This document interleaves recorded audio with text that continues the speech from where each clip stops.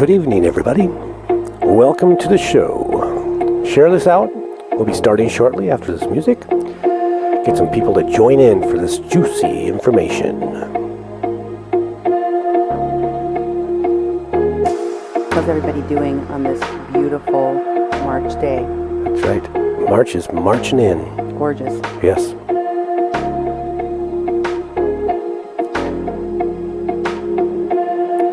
Share this out. If you're on YouTube, share it out. We're at Duke 1517 on YouTube. We're at 88.1 Fargo Moorhead on Facebook. We're also at a Mexican Crossing Lines on Twitch. I think that's everything. You can also call in and leave a message on our message line. You have about 3 minutes.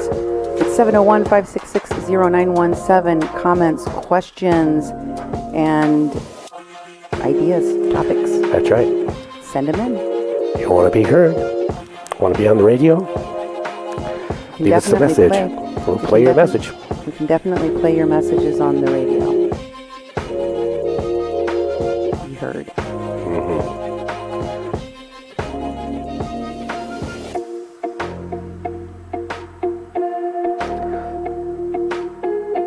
Well, here we go. Welcome to the show. Welcome, everyone, to Mexican Crossing Lines with your host, Cindy Gomez-Schempp. And Duke Gomez-Schempp. You're listening to 88.1 FM, KPPPLP, Fargo, Moorhead, where we are adding local color to your airwaves. Today, I'm going to be talking more in depth about the Capitol riot hearings. We've been listening to testimony from a variety of different sources in Washington, D.C. about what happened on January 6th. We have not forgotten what happened on January 6th, as much as Republicans may wish for that to happen, as much as Trump and his cronies may wish for us to forget, as much as the members of Congress who were objecting to the certification of electoral votes on January 6th may wish that we forget the insurrection, the domestic terrorist attack on our capital. We will never forget. So we are listening. I know that there are a lot of people that are watching these hearings that are keeping very close tabs, I myself being one of them, because, there has not ever been a significant attack on our capital since the Civil War. There has never been a domestic terror attack as consequential as this one since 9/11. And so we must never forget. We must always honor the heroic efforts of the law enforcement in Washington, D.C. at the Capitol, and all of the people who put their lives on the line, the National Guardsmen that continue to guard our Capitol and keep it safe from domestic terror attacks. And we must never forget to bring justice for those who lost their lives that day, and we owe it to them to find out the truth. Mm-hmm. We owe it to the American people to expose what happened and hold people accountable. Everyone agrees. Why, just the other day, I saw Kelly McEnany, former press secretary to Donald Trump, at her new gig over on Fox News, talking about, she was expressing her total surprise and also complete disgust with the horrible insurrection and the criminal activity of those that participated, whom she believes, as well as the former President Trump, believes should be prosecuted to the full extent of the law. Everyone is in agreement, right, Duke? Yeah, I suppose. I don't know about her going on to Fox News, but a good place for her. I was wondering what she was going to do. Wondering what she's going to do for a living. From the press secretary for Donald Trump. a Fox gig is probably very suitable. It's one of very few gigs that will be attainable for many people that worked under the Trump administration because of the way Trump chose to end his administration, his governance, with the insurrection on January 6th. And so it is very important for us to kind of break that down and understand it. A lot of things are happening all around the globe that are worth mentioning. There was 3 earthquakes in and around New Zealand, and tsunami warnings for New Zealand, other islands in the Caribbean, as well as Hawaii, other islands in the area in Hawaii. So that's a high alert area. The Pope is in Iraq today. El Papa is in Iraq. Lots of controversy swirling around the Pope. Lots of controversy swirling around the Archdiocese in St. Louis in the United States, issuing a statement telling people not to take the vaccine, telling Catholics not to take the vaccine, specifically the new one from Johnson & Johnson, because it contains or was produced with the use of fetal cell tissue from aborted fetuses, right? Yep. Here's the thing about this directive that is really disturbing. First of all, the Catholic Church has made a statement, and the Pope has made a statement saying everyone should get the vaccination. The Pope and the Church, the Catholic Church, have issued this statement telling Catholics that they are not doing anything wrong if they take the vaccine, and that any concerns about the use of fetal cell tissue in the development of that vaccine are secondary to the preservance of life, right? And what is misleading about the directive, which contradicts the Vatican in New Orleans, where the Archdiocese is telling people, Catholic people, not to take the vaccine, is the understanding or the lack of understanding of how the vaccine is developed with the use of fetal cells. Yeah. And so I just wanted to make sure to make that distinction, especially for those Christians out there who have a personal moral dilemma in getting a vaccination that had any use or development of, the vaccine through fetal cells. The reason why they use fetal cells is because in the development of the vaccine itself, they need to replicate that virus. And they need a lot of it to make enough vaccine, because they give us, they're giving us a small dose, and it's given in such a way, just like all the other vaccines that have been developed, that it gives you a small dosage of this virus, but one that your body can fight off and then create antibodies to keep from getting seriously ill from. That's how the virus or the vaccine works, right? But in order to make enough of the virus, they have to replicate it inside of human cells, and that's where the use of the fetal cells comes in. The vaccine itself does not contain any fetal tissue. Yeah. The vaccine itself does not absorb any fetal tissue. It's just an incubator, if you will, a place where the virus can grow and replicate so that it can then be harvested and used. The virus, not the fetal cells, in making the vaccines. Also,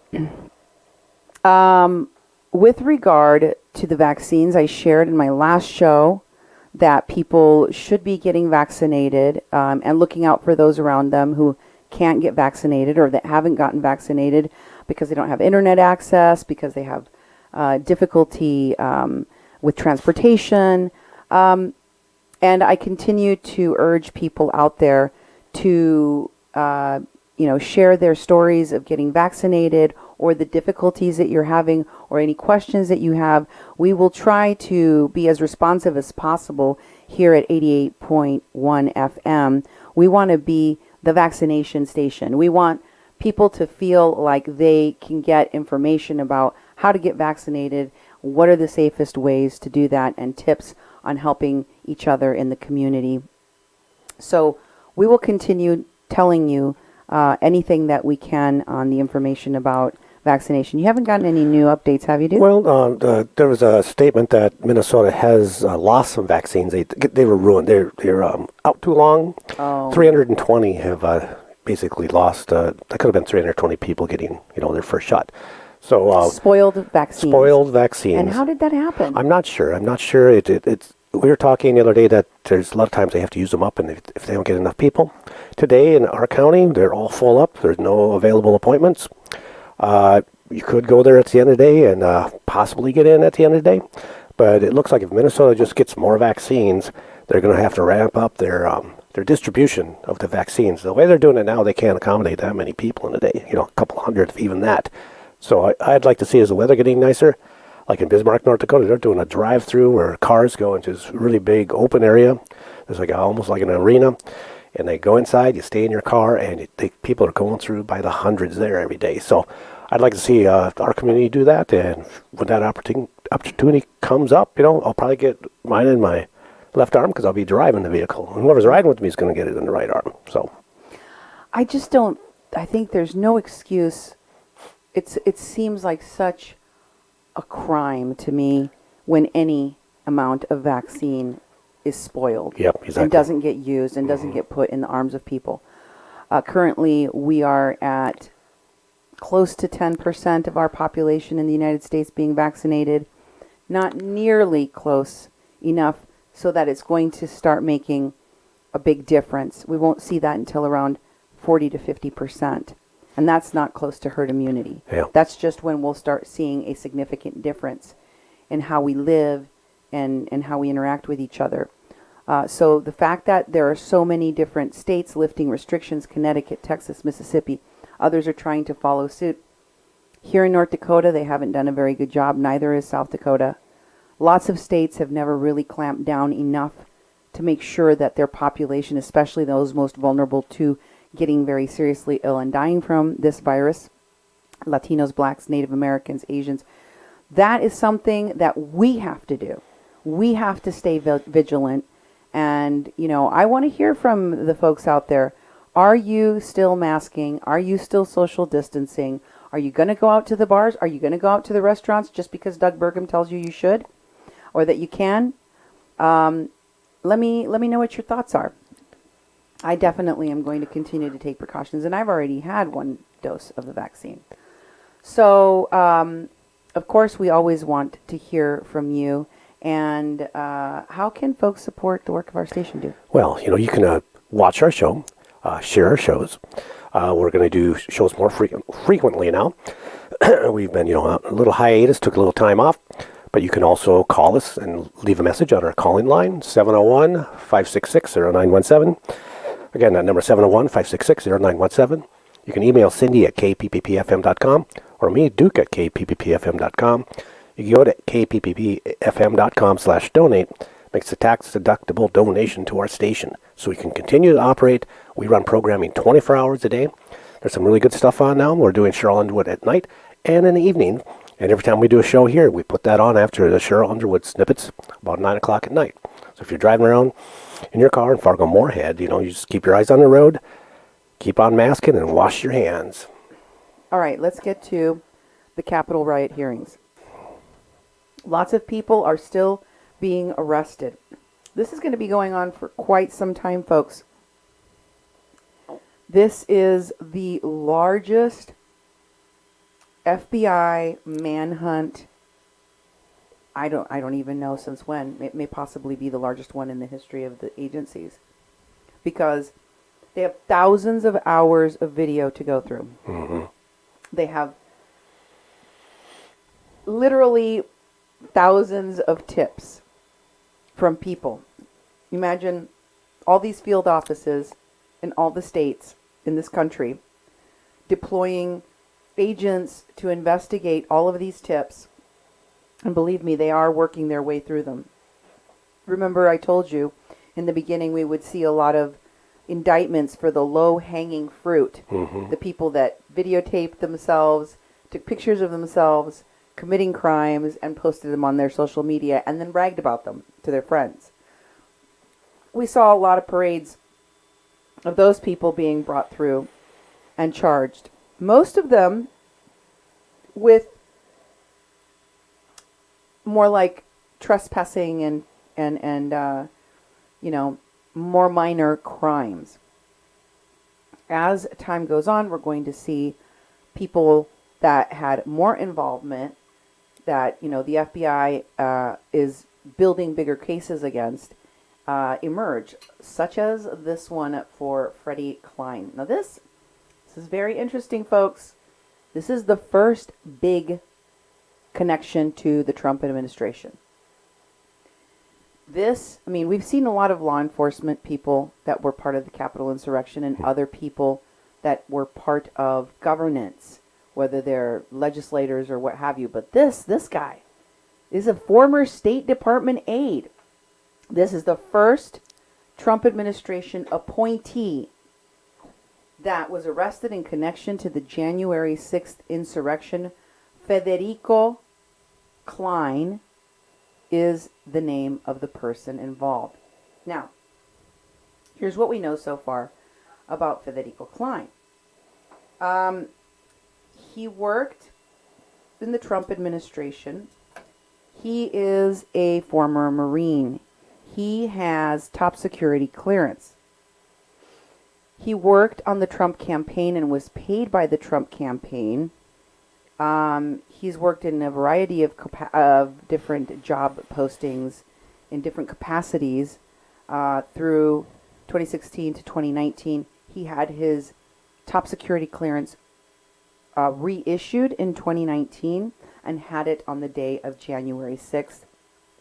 Still, Freddie Klein was charged with violence against police officers, not merely just being present in the vicinity or being inside of the Capitol where he shouldn't have been.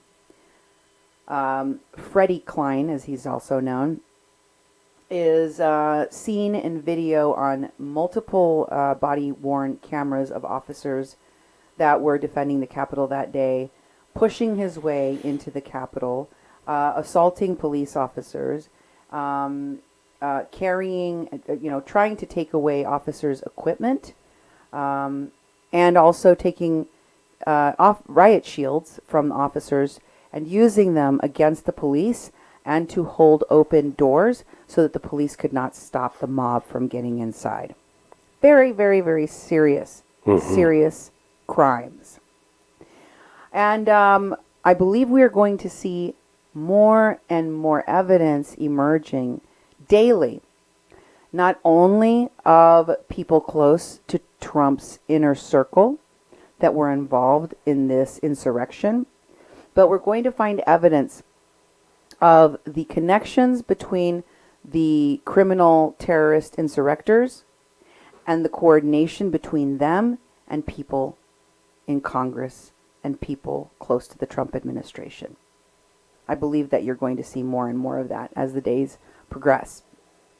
Here are some of the other people we've been seeing getting arrested just in the last weeks. This man, Michael Foy, who was filmed beating a cop with a hockey stick, has now been indicted by a federal grand jury on 8 different counts. These are escalatingly more serious crimes. This man was beating a cop with a hockey stick. Oh, yeah, I remember that.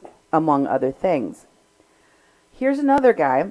This guy is Eric Barber. He went in and he stole C-SPAN equipment. Of course, C-SPAN is the government channel. And they're set up inside the Capitol all the time, all day, because they're always filming, right? Yep. They're always showing us what's going on in Congress. And they had to evacuate in an emergency. So they left their equipment and got the heck out of there. And this person, Eric Barber, went over to the location of the C-SPAN equipment, rifled through it. Wow. Picked out some stuff he wanted, unplugged it, and took it home. Oh, my God. Yep, he decided he would just steal what was there. It's supposed to be stop to steal, not steal. Right. It's like at least the QAnon shaman, Jacob Chansley, stopped the insurrectors from stealing the muffins in the break room.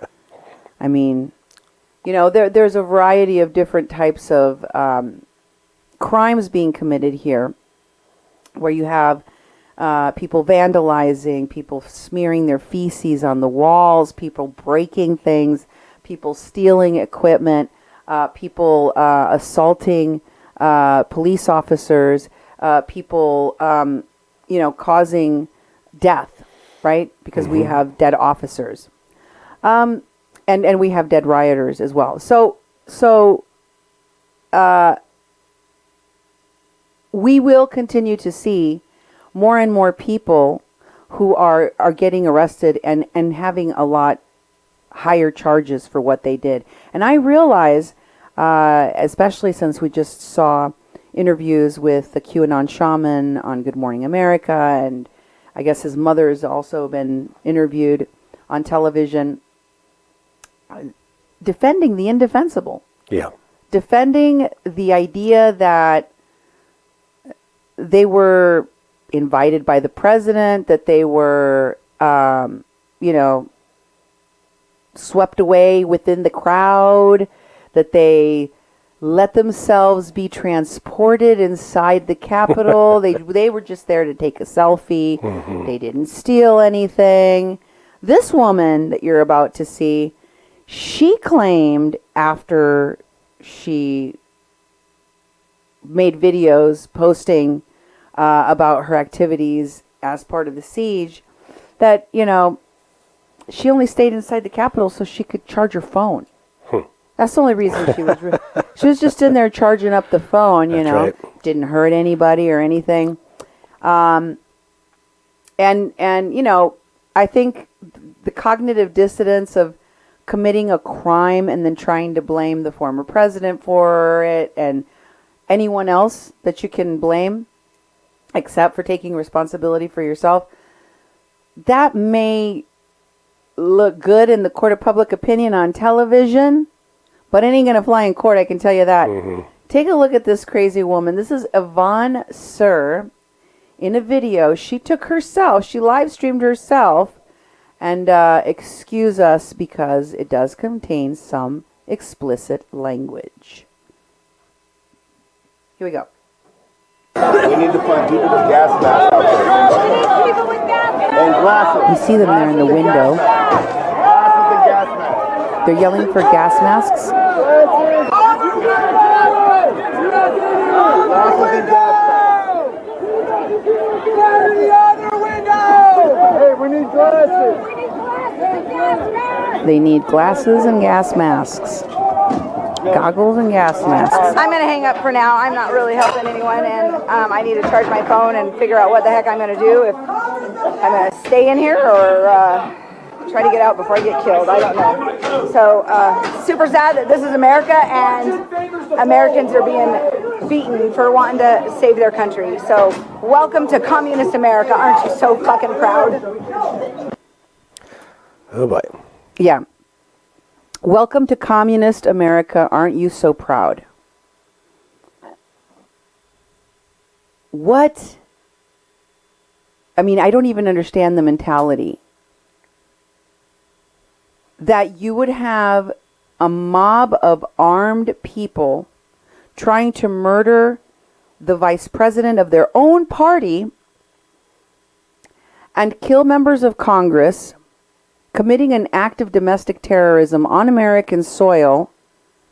She knows, at least for, at the very minimum, she understands what she is doing is very dangerous, because she says, I don't know if I'm going, I gotta get off of here right now because I gotta charge my phone and decide what I'm gonna do, if I'm gonna stay in here or if I'm going to leave before I get killed. So you're aware that there's danger enough that you might get killed, right? I have to tell you that this woman in the window was videotaped by CNN, so she appeared on the nightly news. She became aware that she was now being viralized in the media. And this is what she had to say. God put me in that window. So I'm assuming God put me on CNN screaming like a mad woman. So, hey, maybe I'm going to get arrested again. But I would get arrested and I would die for this country. So, no regrets. See, the thing is that you're not dying for this country, nor for its constitution, nor for its laws, nor for its people. When you commit an act of domestic terrorism against your own government, against your own vice president, against your own capital, and against your own people, then you're getting arrested. Then you are getting viralized on television, not because God put you in a window, not because God put you there. Don't bring God into your crimes. You did this because of your own ignorance. You did this because you made a decision. You took that decision today to commit a crime that you and you alone are going to face criminal charges in jail for. Because there isn't anybody that's going to be accompanying you there. It's not like Jesus is going to go in handcuffs with you to serve out your sentence. This woman, after the insurrection, well aware that she very likely will get arrested as a result of the crime she committed and then live streamed, still had the audacity to go on her social media. She didn't disconnect it right away. She continued to use her social media and post as late as January 20-something about stolen election claims, the same big lie that got everybody into this criminal enterprise in the first place. And she referred to the people that had stormed the Capitol as patriots. So there's a delusion going on with a lot of the folks that committed this crime, where they want very, very badly to see themselves not as criminals, not as terrorists, not as having fought against their own constitution, their own government, their own party, their own, that's the delusion. Whether you want to blame it on Trump or not, you allowed yourself to take action based on that lie. Yep, that's for sure. And there are consequences for that, Duke. Yeah, and these people don't feel that they should have any. They're totally shocked. I've heard them say, they're calling me a terrorist. And it's like, yeah, what you did is terrorism. And, get used to it. You can't go out criming like that. I mean, it's, and there's many more of you out there that were part of this, that there's going to be calls made to you. There's going to be some knocks on your door because you can't hide with all the stuff you left behind. No. And believe me, there are plenty of criminals that have a lot of charges, including attempted murder, coming for them. Like this guy, who's yet to be arrested as far as we know. This is DJ Rodriguez. Danny DJ Rodriguez is one of the people that attacked Officer Fannin.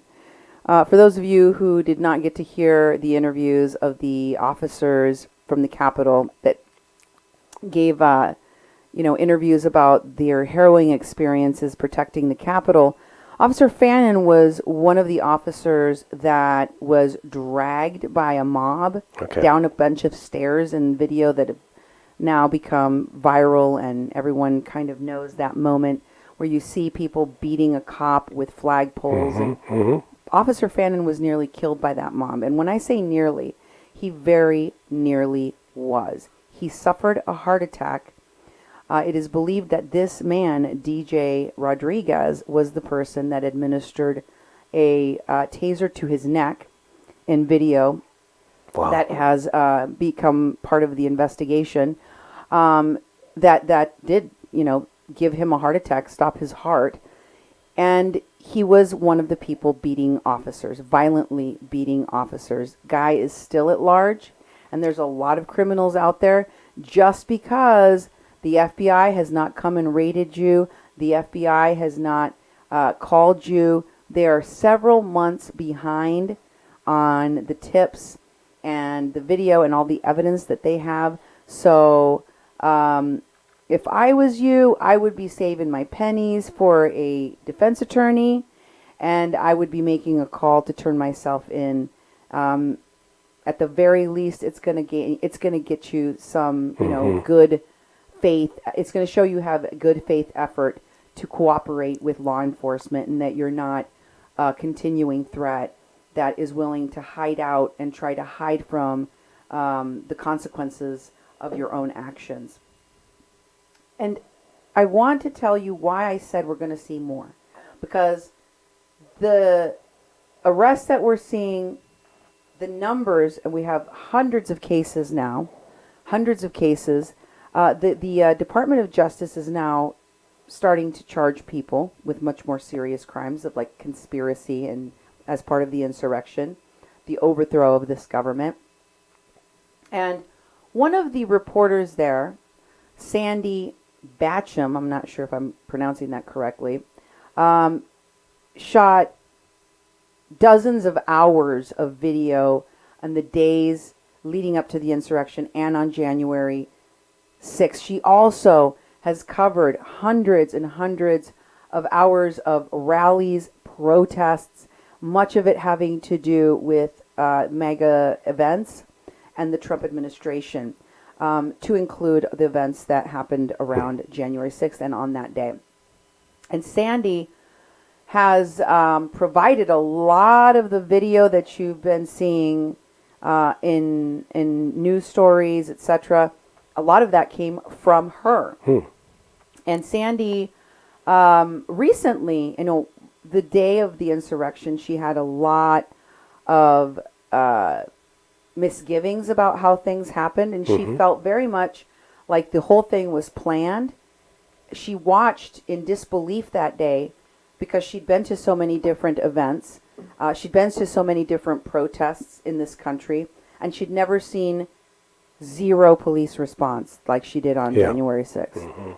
When they were speaking at the Ellipse, the speeches that went ahead, there were people in full military gear, people that were carrying flags and poles and all sorts of other weapons, people speaking about violence and acting in ways that would lead any law enforcement authority to think that they needed to do more due diligence in protecting the DC grounds that these folks were on. And there was zero police presence, according to her.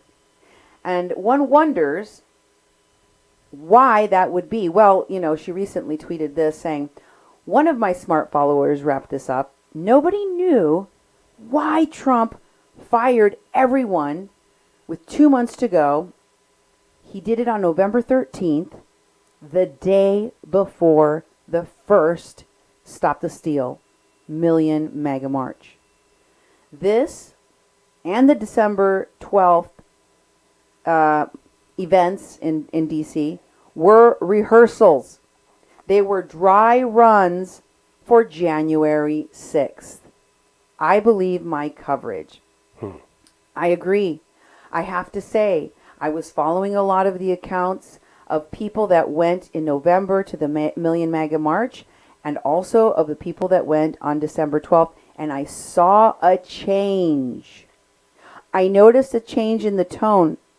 One of the biggest things that needed to be overcome, especially amongst MAGAs that are constantly doing events for law enforcement and thin blue line events and back the blue events.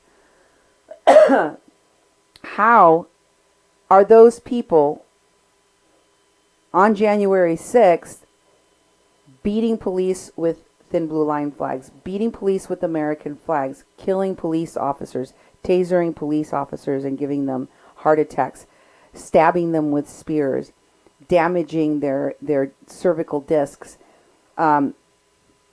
assaulting them with such force that they gouge out their eye. How does a group of people that is about law and order turn into DC cop specifically hating mobs that are ready to kill cops? Well, if you paid attention to the Million MAGA March and you paid attention to the December 12th and the escalation of violence and the rhetoric against Bow Wow Mayor, as they called her, like a dog, like an animal, Mayor Bowser, and the corrupt DC police, as they were referred to by the MAGAs that went there in November and December, the violent clashes that took place, including the stabbing of 4 people in clashes that took place between Proud Boys and other militia groups and their people that MAGAs there for the Million Man March and the December 12th event, and the people that were there that were designated Antifa. So what have we learned from the analysis of what happened prior to January 6th? Well, these hearings have revealed to us that not only was a delay in sending the National Guard, and we'll get to that in just a second, but not only was there a delay of several hours in getting assistance to those Capitol Police, there were explicit instructions ahead of time that prevented people from protecting the Capitol. Here's Sandy on a podcast program, live stream by The Narrative, talking about a letter that was sent out on January 4th by Chris Miller. This is from the Defense Department. Here's this clip. It comes January the 4th, 2 days before, and he does this this memo, which I can't read because it's, again, too small for my eyesight. But I can tell you that it tells them, amongst other things, there's no helmets that the National Guard can bring in. They aren't allowed to use any riot control agents. They are not allowed to share equipment with law enforcement agencies. They're not allowed to use intelligence, surveillance, and reconnaissance assets or conduct ISR, incident awareness, or assessment activities.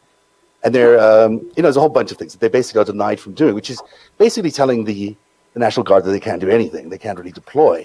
And then they also take the authority on who can deploy the National Guard away from the regular general who's normally does this, and sends it back to the Pentagon, where Trump has installed all his cronies, which is just a remarkable thing 2 days before. So if you say that Trump didn't know about any of this, who gave Miller these instructions? Exactly. And if he came up with them on his own, well, why did he do that without anyone reporting it? Because it's quite serious. Yeah. So, take a look at that. Let's go back to that, please. Sun gets approval for requesting National Guard. Then Trump calls Tommy Tuberville and learns Pence was already moved from chamber. Then Trump tweets about Pence, saying that, he didn't do what he was supposed to do at 4 p.m. So at 2:10, Sun gets approval for the request of the National Guard. At 2:21, Trump calls Tommy Tuberville. At 2:42, he tweets about Pence, even after learning that Pence's life is in danger. Mm-hmm. At 4 p.m., the call for National Guard deployment happens. And then at 4:30, there is a man on the megaphone outside where the rioting is happening, outside the Capitol, that announces to the crowd that the mayor was going to bring the National Guard in, but The Department of Defense said, nope, we're not going to do it. And the crowd cheers Yeah. because they're so happy that their Department of Defense is on their side. That's the message that they got, that they were welcome, that this action against our country, against our Constitution, that it was okayed. And then finally, if you'll take a look at that graphic, the National Guard arrives at 5:40. So let's break this down even further. Here's the letter, the defense letter, Chris Miller defense letter. Let's take a look more closely at what they were denied. Because, you know, the president has denied that he had any, Roger Stone, a lot of these folks have denied they had any prior knowledge, any involvement in planning or preparing to make this riot, this insurrection successful.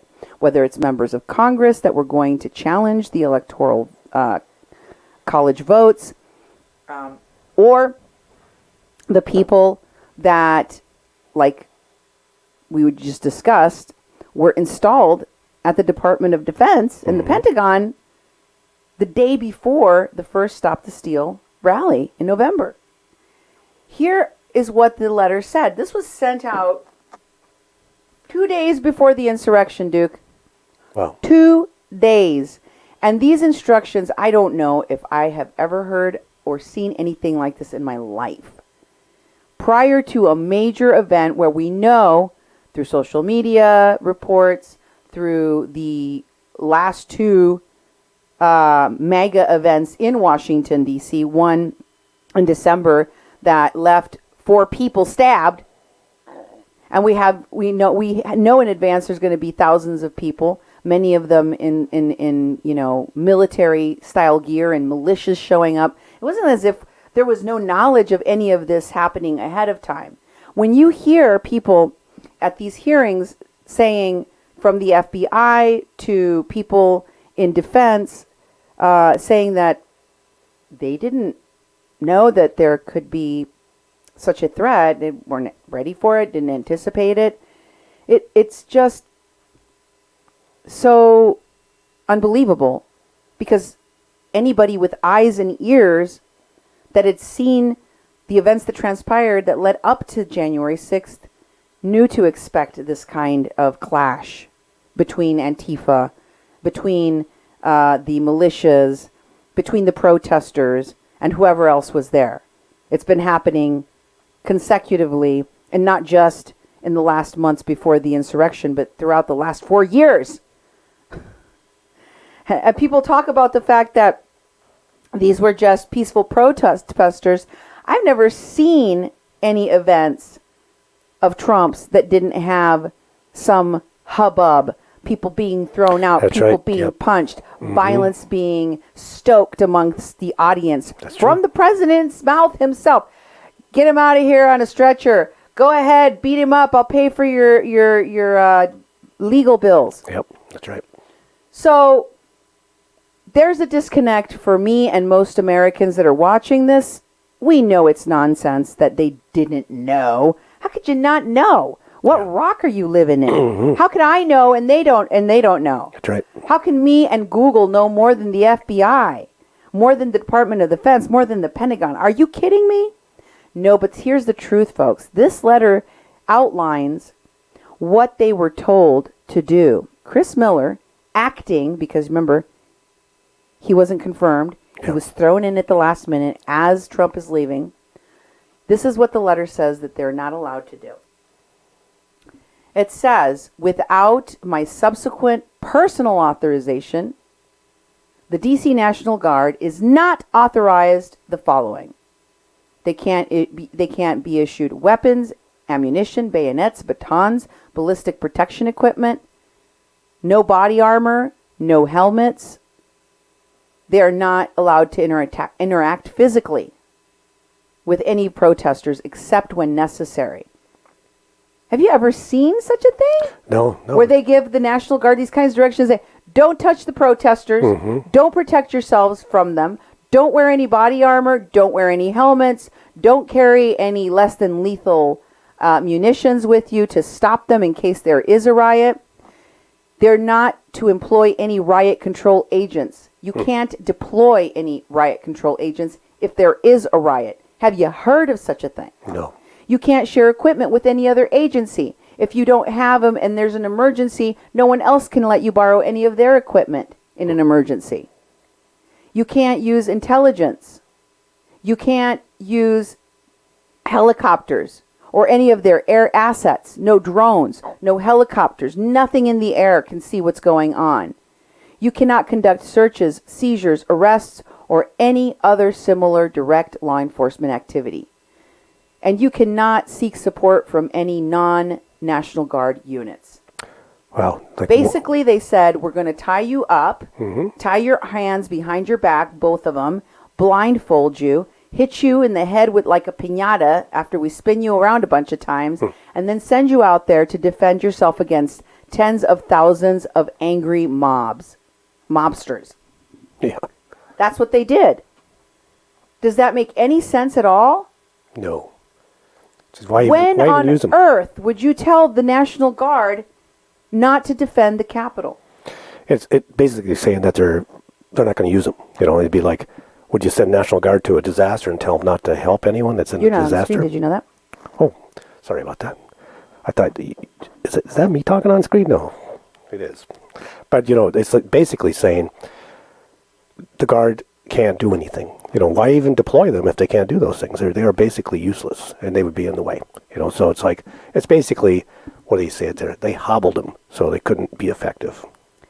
Well, the fact that they hobbled the defense for our Capitol, and that hobbling the defense caused death, caused millions of dollars in damages, and caused harm even to the protesters there, that to me is a crime. That to me is a crime adjacent to the insurrection itself. And I hope that the people that ordered this are going to get their comeuppance.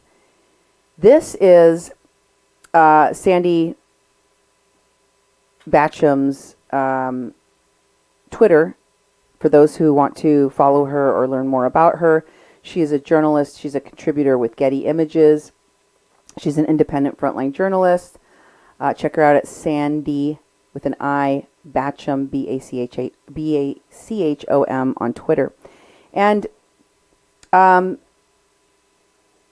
the other very interesting development is that now the intelligence agencies are looking at the communications between members of Congress and rioters on January 6th. We heard about tours that were given to rioters prior to the January 6th insurrection by members of Congress because other members of Congress witnessed it. We suspected that there was communications from members of Congress to the rioters. We saw Josh Hawley go give his, Hail Trump salute to the mob prior to the insurrection. We know that Lauren Boebert was tweeting out, even though the people that were inside the Capitol were told specifically not to use social media to tell anybody about where they were or the whereabouts of anyone else inside the Capitol, which Lauren Boebert ignored and sent out the information saying not only that she was online with 1776, but also where Nancy Pelosi was. So we suspected there was coordination. We also know that Rudy Giuliani, the gift that keeps on giving, the moron that keeps on showing us how moronic he is, made a mistaken call to a wrong senator trying to get to Tommy Tuberville. We also know the president, then President Trump, was making calls because at the time the insurrection was happening, while people were looking to hang Mike Pence and kill Nancy Pelosi, Giuliani and Trump were busy trying to pressure the members of Congress whose lives were in danger at that very moment so that they would keep wasting time and not certify the Electoral College votes. And now we know there were communications between members of Congress and the rioters. And they're being looked at right now. Well, We don't know what they say. We don't know how damning they are.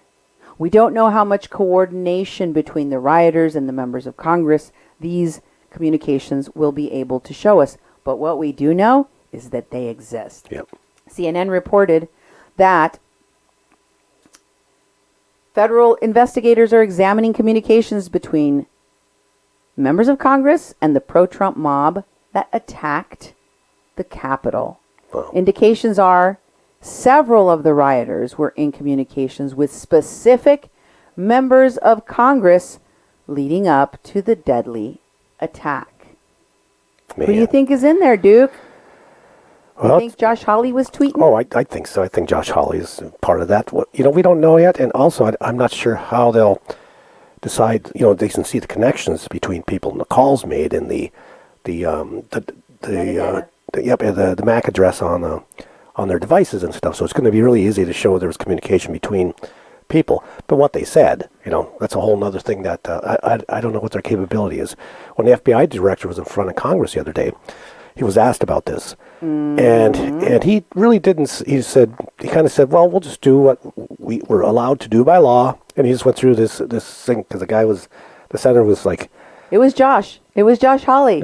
He was asking questions like, he was like, "You're not going to be able to see what I did, can you?" You know, and then the guy's like, "Well, you know, we'll get to that when we can," you know, and and he's like real nervous about, well, can you actually see that, you know, and that sort of thing. So that's going to be coming up. I mean, this sort of stuff, they have so much material, and this isn't the only thing they do, too. You know, this is eating up all their staff time and the people that are working at the FBI and the other agencies. But it's a massive amount of information that needs to be gone through. well, it's time well spent. They have spent over the history of their existence an inordinate amount of time dismantling black, brown, and other people of color organizations and civil rights group trying to get, some semblance of rights in America for disenfranchised communities, and very little time, very little effort on uncovering the dangers of domestic terrorist threats from white supremacist groups. And now we find that is the greatest threat in America. Yeah. And it's one that's been left unaddressed for far too long. And what does that mean? How does that translate into the Capitol insurrection? Well, it means that the president, through his connections with these groups, was able to install people in the last days willing to do his bidding. And this is what the testimony of General Walker was about what he was told when he asked for help from the Pentagon so they could deploy National Guard to the Capitol. This is what he said. With the District of Columbia leaders, the deputy mayor, chief son, Dr. Rodriguez, who was talking about optics, were General Flynn and General Pyatt. And they both said it wouldn't be in their best military advice to advise the Secretary of the Army to have uniformed guards members at the Capitol during the election confirmation. Thank you. Mr. Salayas. So what you just heard was that the response when he called was that the optics would be bad. And the person named there was not General Michael Flynn, but rather his brother, Charles Flynn. That's what they were talking about. And this is the interesting thing about that. After that announcement, after that call was made, this is what happened. Remember I told you that they made an announcement, a guy on a bullhorn made an announcement to the crowd. Listen to that announcement after a request was made for the National Guard. Earlier, she called the National Guard in here to clear us out. The Defense Department told her no thank you.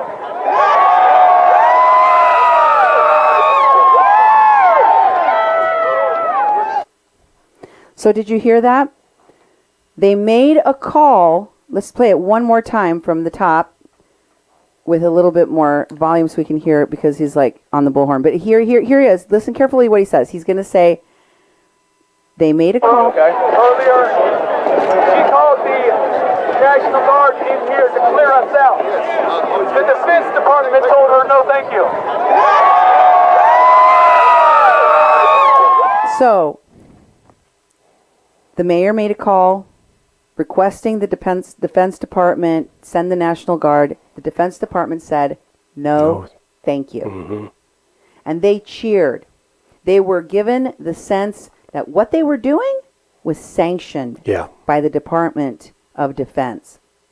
And remember, Michael Flynn's brother, was just mentioned by General Walker in that clip, saying that he didn't like the optics. What do we know about Michael Flynn? We know that he's already admitted, he's a self-admitted felon. Mm-hmm. He was pardoned, but don't forget what he said and what he did. And let's not forget his deep involvement in QAnon. Here is a clip, or here's a photograph of the January or July 4th family gathering where he took a QAnon oath along with other members of his family. It's not just Michael Flynn. A lot of the people in his family share those same values in QAnon. And although Charles Flynn, the person involved in that phone call requesting National Guard assistance, says that his brother's politics and beliefs make no influence in his decision making, the question I still have is, why did they deny? Why was there a denial? Take a look at this. The Army denied that Lieutenant General Charles Flynn was even on that phone call. That the general that we just heard from testifying at these hearings in front of Senator Klobuchar on that day when he was questioned, said Charles Flynn did not want to send the National Guard. Said that Charles Flynn was one of the people on the call, and they were talking about the optics of sending the Guard. Obviously, they thought the optics of a dead protester, of dead officers, of feces on the walls, of the desecration of our Capitol, of a horned, shirtless man leaving a death threat for Mike Pence on his desk was a better optic than saving and protecting our country. But why did the Army lie? Can you put that graphic up, please? Why did the Army say he wasn't even on the phone call? That's a question we still have to figure out. Why would they deny that he was even part of this if everything that he said was independent, objective, if he can be independent and objective of his brother Michael Flynn, and if he did not interfere with the response to protect the Capitol? Why would there even be a need to lie? Yeah. Lots of questions, things that make you go, And I believe that those questions will be answered. Let me tell you that I was very happy to see the person questioning the general going down this line of questioning about Charles Flynn and what was the holdup from the Pentagon, was coming from our senator from Minnesota, Amy Klobuchar, former prosecutor. Hennepin County. Yep. And let me tell you, Senator Klobuchar is not going to take her finger off of this. She's going to be following it and watching it. And we're going to find out. We're going to get to the bottom of this story and the involvement of the Flynn brothers and the Flynn family and all of this flim flam. So stay tuned to 88.1 FM, KPPPLP Fargo Moorhead for more on the Capitol insurrection hearings. That's all I have for you tonight. So stay safe, wash your hands, continue to use your masks and get vaccinated. God bless all of you, and good night. Hear from A Mexican Crossing Lines with your host, Cindy Gomez-Schempp. And Duke Gomez-Schempp. You've been listening to 88.1 FM, KPPPLP, Fargo Moorhead. Good night, everyone. Good night, everyone.